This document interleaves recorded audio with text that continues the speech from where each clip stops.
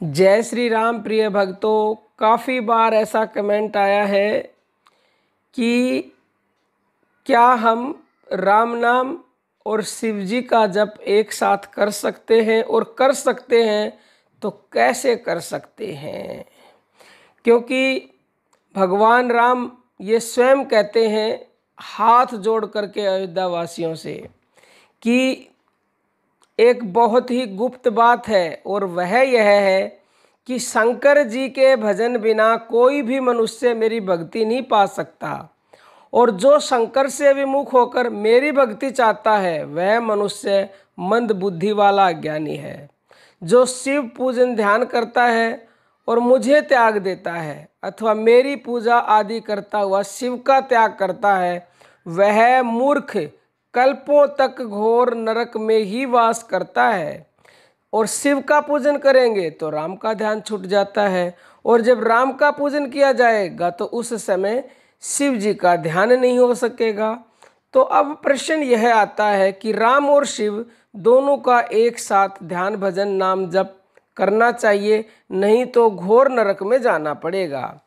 प्रिय भक्तों, अब हमें यह जानना होगा कि राम जी और शिव जी का भजन नाम जप एक साथ कैसे होगा। और इतना आप सब जानते हैं कि मन एक बार में एक का ही ध्यान कर सकता है, क्योंकि मन तो एक ही है और भजन ध्यान दो का करना है, और दोनों का भजन ध्यान किए बिना बात नहीं बनेगी। तो प्रिय भक्तों, आप भी सोचेंगे कि ऐसा तो संभव हो ही नहीं सकता, लेकिन ये पूर्ण संभव है।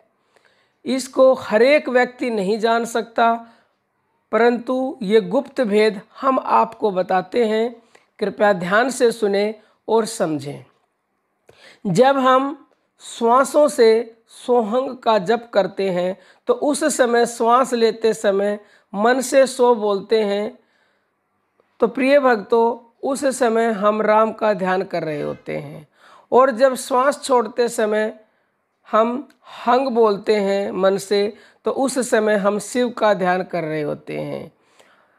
तो आप समझ गए होंगे कि हम एक समय में दोनों का ध्यान करते हैं। ये गुप्त भेद है जो हमने आपके सामने स्पष्ट किया है। कहने का अभिप्राय यह है कि जो व्यक्ति सोहंग मंत्र का जप करता है, यानी कि अपनी श्वासों का ध्यान करता है, वह राम और शिव दोनों ही भगवानों का एक साथ ध्यान भजन नाम जप करता है। कोई आपका प्रश्न हो कमेंट कीजिएगा। अब हम अपनी वाणी को विराम देते हैं। जय श्री राम प्रिय भक्त।